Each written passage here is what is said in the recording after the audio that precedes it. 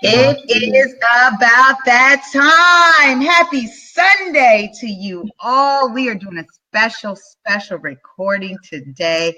And I'm always excited about when we do special recordings because I definitely want to make sure we are bringing on and accommodating our guests. So I'm so excited about today's show on Ready, Set, Real Estate. Drum roll. It is that time to introduce you to Darius and Courtney Pettway of Pettway Estates. Welcome to the show. I am so happy to have you today. Thank you for having us. Yeah, thank you for having us. Absolutely. So we are streaming live today everywhere. So for those of you who are tuning in to Sunday, it is Sunday, January 28th. It is 12 Pacific time, 3 o'clock Eastern. So today's show will replay on Wednesday at 11 Pacific time on our normal schedule. And of course, you can catch us on the radio podcast everywhere. Be sure to subscribe at Lisa Puerto or Ready Set Real Estate anywhere. And you can learn more about what we're going to build on today. And I went with the Dreamwork, teamwork makes the dream work, because this couple here that I'm already enamored with, Darius and Courtney, they are real estate investors, entrepreneurs, and doing, I would say, phenomenal things when we're talking about being a positive in our communities, right? Taking dilapidated properties, doing amazing things with them, and being able to offer them to the retail market, to landlords and homeowners. So welcome to the show. I want people to be able to vibe, connect with who you are and where you're based. So please tell us and share with us where you invest in and where you're based, so that people can kind of peek their ears and say, okay. You want to go first? I'll go first. All right, I'm Courtney, and my husband, Darius. And we live in Louisville, Kentucky. And so right now our primary focus and target is the urban areas close to the downtown Louisville area. So that's where we are targeting. However, we're not limiting ourselves to that area, but that's our primary area that we invest in. Very good, very good. So let's get into the why of real estate. Of all things that you could be doing, why real estate? Why was that even one of the light bulbs went off and you're like, you know what, I think I want to do real estate?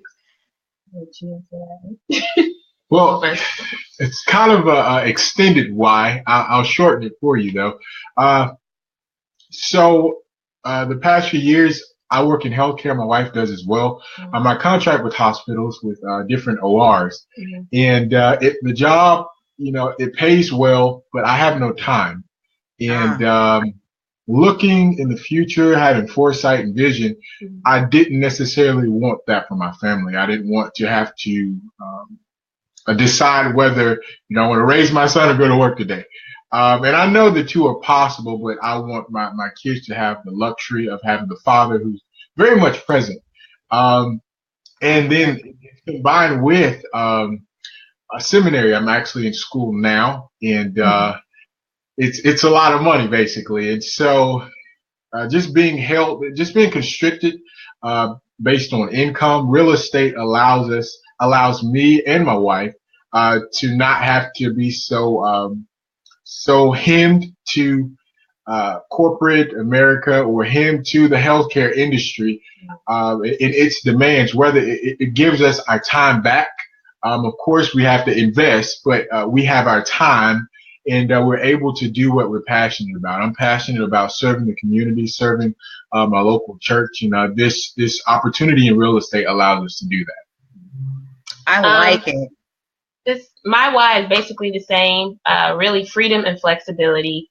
We're taught to, go to school, get a degree, get that great job. And while that's nothing wrong with working a regular job, that is just not what we desired. We wanted flexibility. We didn't want to have to punch someone else's clock.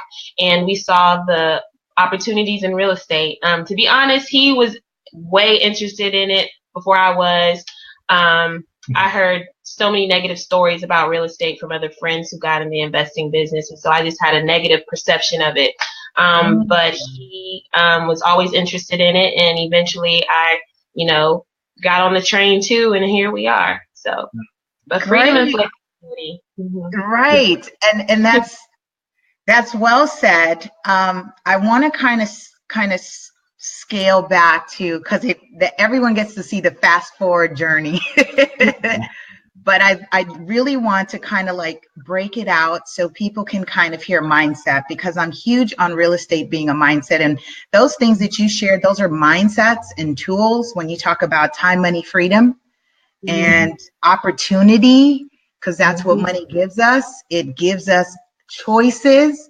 And so it's, I really want people to kind of really hone in, and I want this to resonate for people, especially because you're a young couple, you're a young married couple, and I love that as I'm asking the questions, you look at him and you say, "You want to go? You want to go first?" So I'm like I said, I'm enamored, and I know our following and people who are watching the show will totally be enamored with you both as well, because I think what you're doing is amazing. And it's inspiring. So let's talk about how you got started in terms of, I hear the why, and it has to be greater than money. So all those things that you shared, it's important that people really understand and understand that your whys have to be greater than money, because when you don't get paid every 2 weeks, right. Let me reiterate that for those of you who are listening and want to get into investing and buying real estate and selling real estate, for those of you who are interested, your why has to be greater than money, because this is not a position that is paying you every 2 weeks unless you grow your pipeline and you're cashing checks on a regular. So, and it takes time, effort to build there. So yes, right. So what I want you to share, I'd love to hear kind of how you got started. Like how hey, Courtney, was it you said Darius started first with saying, "Hey, we should check this out," and you jumped in. So tell us, or expand a little bit on the negative connotation you had with real estate investing, especially when we hear it on the radios, on the TV, on the infomercials, being up late at night and everyone's scrolling. What were some of the negatives? Let's expand on that. So he actually found out about a local seminar in our area, and he went, and again, I really wasn't interested in going because all of the negatives. So some of the negatives I heard, I had a coworker actually who owns one rental property, and she was just talking about how bad the tenant is, and there was a murder next to it, and so yellow tape, and just losing money, people not paying rent on time, just a lot of negatives, or, someone doing a flip and the contractor bails on them, and so they've paid all this money, but there's no work. And so now they are tied to this property and it's not finished, but now they're broke because they don't have any, funds to finish the property. So just crazy stories like that. And so I had a very negative perception of real estate. Like, it's a risky business. And I tell my peers all the time, I said, everything's risky, no risk, no reward, right? You can lose your job tomorrow. So there's really no even security in your job. There's always a risk, especially when it pertains to wealth or investing in any sort. But I think what made the difference is we took our time to get educated. We didn't just jump out there. Right. We invested a lot of not only money, but time to make sure, we're still going to make mistakes. We are still relatively new, but we wanted to mitigate those risks and those mistakes as much as possible. So I think that's the difference between, probably some of my peers who were doing it they probably can take the necessary steps and education before just going out there. Yeah. You got it. Darius, did you feel like it was much pulling? Like, come on. Was that a battle? How do you get to the meeting of the minds to say, you know what? Or was she really like, all right, I'm gonna go and I'll listen? How was that? Before I make decisions, I saturate them with prayer, right? So before I ever decided to kind of, I guess, do this, I've been praying for months. And just God in his goodness, I can't change her mind just like she can't change mine. I don't try to. She's a grown woman. I'm a grown man. So I just talk that up to God. Like you got that. So basically after prayer, I was scrolling on Instagram, what us millennials do. And I saw an ad for a conference. And basically I ended up going to the conference. Here's the irony. After seeing how much real estate would cost us, I wanted to run the other way. But at the time she had heard the conference, I was sold. She was sold. She was like, "Oh, babe, come on, let's do this." And I'm like, "Yo, for this amount, that's good." Yeah. So, that's how the roles kind of switched. And so, from then on, we decided to go ahead and do it. And we both roles and everything, we both fully invested and very much willing to do what's necessary to make this successful. One thing that we learned at the conference that stuck with me, they said, investors think about how much the return will be, not how much the cost will be. And so that's something that stuck with it. Like, oh yeah, it's going to take X amount, but what is my return? I may have to invest $1,000, but if I'm getting $100,000 in return, what's $1,000? And so we had to shift our mindset to always thinking, well, man, that costs so much but we can get this in return. Yeah. So we really had to shift our mindset, and that conference really helped us do that. And since we attended it, we've been hitting the ground running. So that's great. That's great. And I'm really happy that you said shift mindset, because again, real estate is a mindset. And in terms of things that I ask and I share and words that arm people, motivate, empower, or you don't say, right, like what is the cost? It's what's the investment, right? If you're learning something, I personally don't say what was my takeaway or what was your takeaway.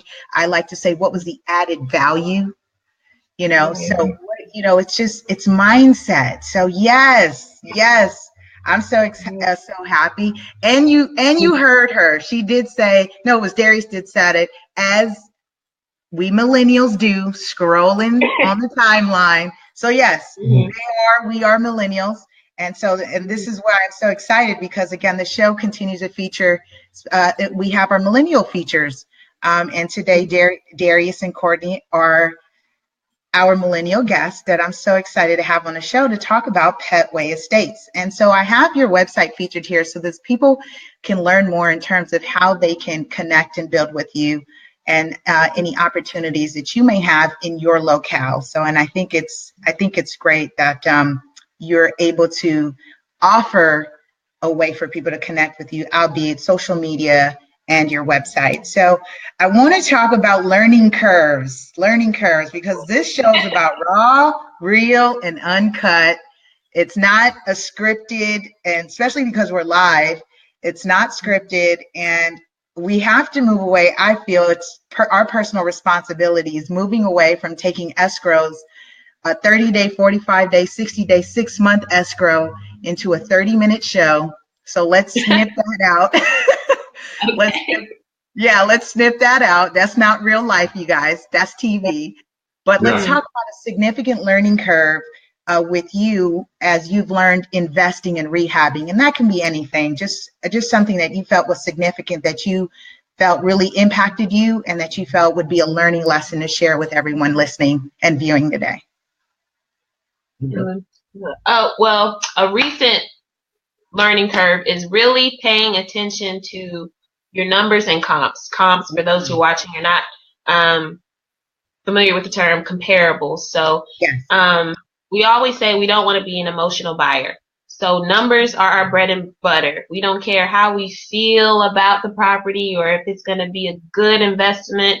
What do the numbers say? And so recent learning curve, we actually lost out on what we thought was a good property.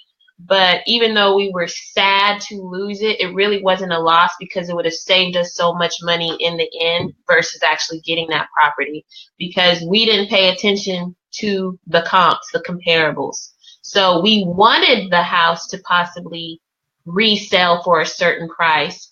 But in all actuality, when you look at the other homes sold within, the last 6 months, you know the deal, last 6 months, 0.5 miles, same square footage, etc., it would have not sold for what we wanted it to sell.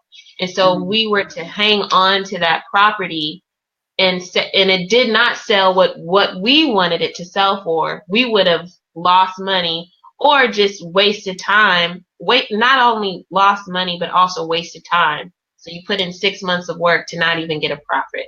And so while we really wanted this property, it was a good decision to just let it go. And we just want to encourage people, not all, you're not going to win all. You're not going to win everything. There's going to be some losses. And so to paint this picture that, we're going to win every single time and we're going to get every house you're going to win some and you're going to lose some. And you just have to be okay with that. Grow, get better, learn from your mistakes, learn what not to do, how you can improve, etc. So just really being firm on numbers and your values and not buying out of emotion was our most recent learning curve. It sucked, but we're kind of glad we got it off our hands. So. Right.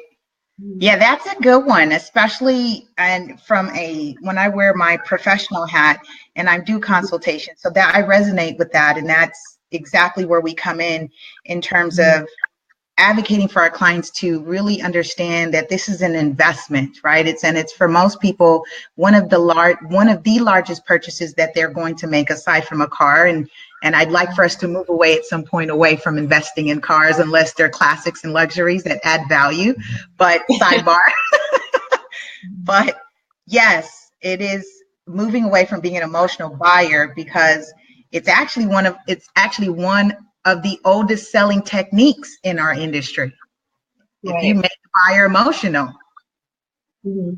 Once you usually sell to mom. Yeah. Exactly. Yeah. So, and I think that's probably what happened to some of our peers. They have made emotional purchases because they thought it was a good deal without doing the due diligence and the research, which really just stems from a lack of education. So we were able to spot that learning curve because of the education we received prior, and we didn't just go through with it just because of feelings. Yeah, that's a mindset. You hear this? These are common things, you guys. Mindset. And I like that Darius is implementing the prayer aspect, because it's prayer meditation. One of our last guests, and I really like that all the entrepreneurs that are coming on is sharing a commonality, which is mind, body, spirit. It all has to be in line, because when we're talking about growing generational wealth and prosperity and success and abundance, that's all the well-being of self. So woohoo! I'm so excited because you guys get to be tangible experiences that people can see, that it's not just me ranting, but it's like people are living this, right? Living that it's important to be connected, mind, body, spirit. So let's talk about, how are your roles set up in your business, and how has that contributed to strengthening your partnership? And that can go both ways, both personal and in business. No, I just do what she tells me.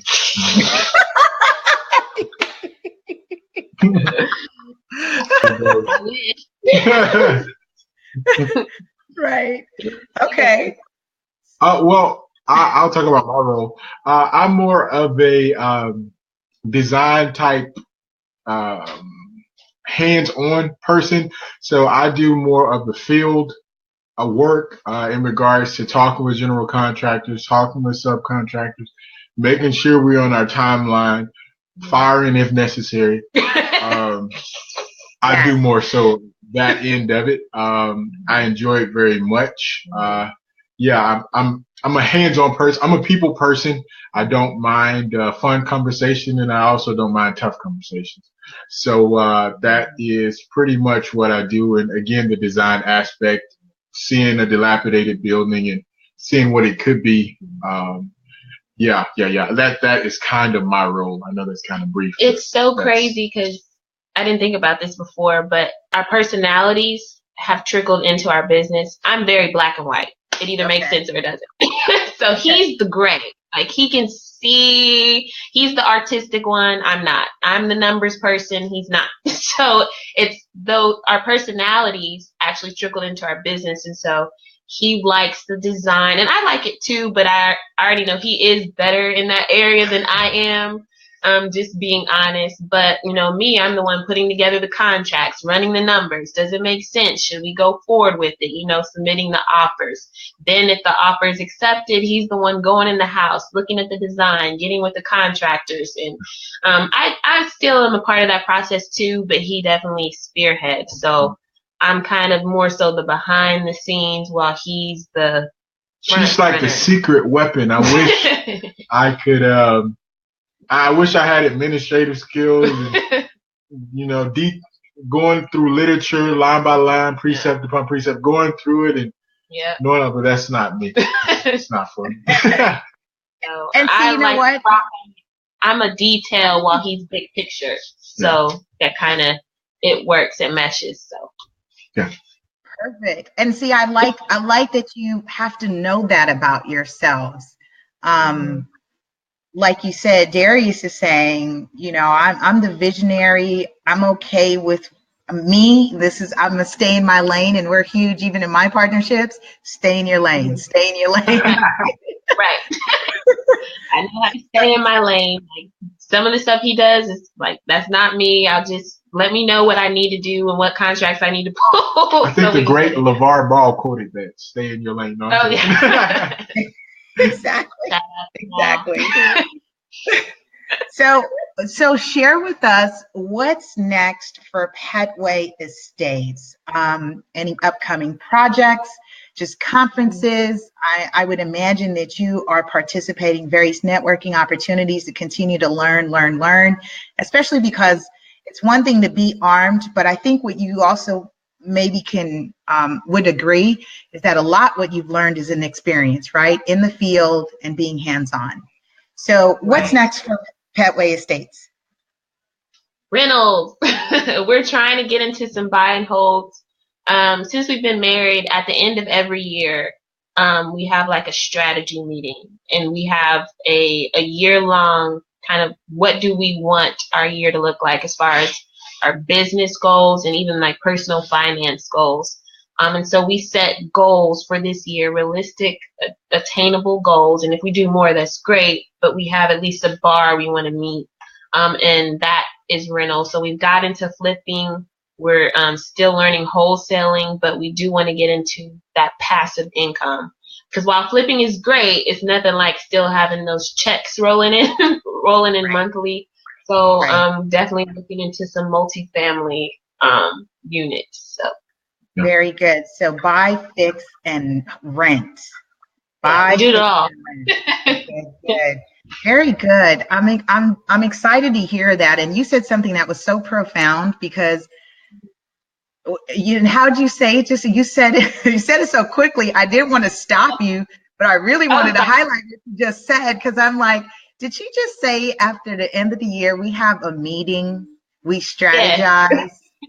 Strategize. You strategize. This married couple is a young married couple, and every year they are strategizing. And see, oftentimes people don't really get the fact that your marriage, your partnership is like running a business, right? Where are we, and have we met last year's goals? Are we on track with our future goals? What are we doing with our present goals? So see, I'm telling you, I'm enamored with the Pettways because of this. Everybody wants to do hashtag relationship goals, hashtag Pettway estates. Okay.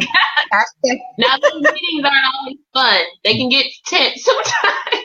Right. Because you have to take what you might want versus what he wants and then put them together. Yeah. And there's a lot of compromising, but at the end, we're able to say, okay, where did we fall short in 2017? How can we improve? Because if you don't sit down and assess, how do you know what you need to work on, or how do you know what goals you need to reach if you don't sit down and discuss them? And so we make an actual plan, we sign it, and we hang it up on our bulletin board. So we're each accountable to one another. Okay, this is our goal.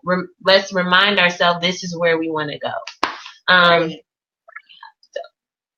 No, I like that. I'm so happy that you're sharing that, because it's practicality and accountability amongst each other. So that is fantastic.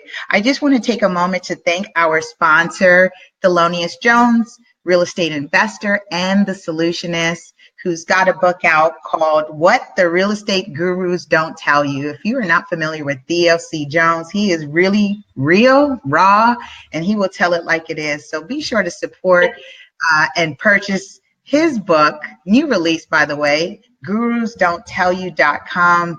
And I'm so happy that we're being able to create a community here on Ready, Set, Real Estate that supports our nonprofit Real Estate 100 Youth Foundation, extending family to the Pettway Estates, Theo, and tons of our entrepreneurs and guests all over the country. So I'm really, really excited about what we're doing. And be sure to make sure you connect with the Pettways. So how can people connect with you? Just go ahead.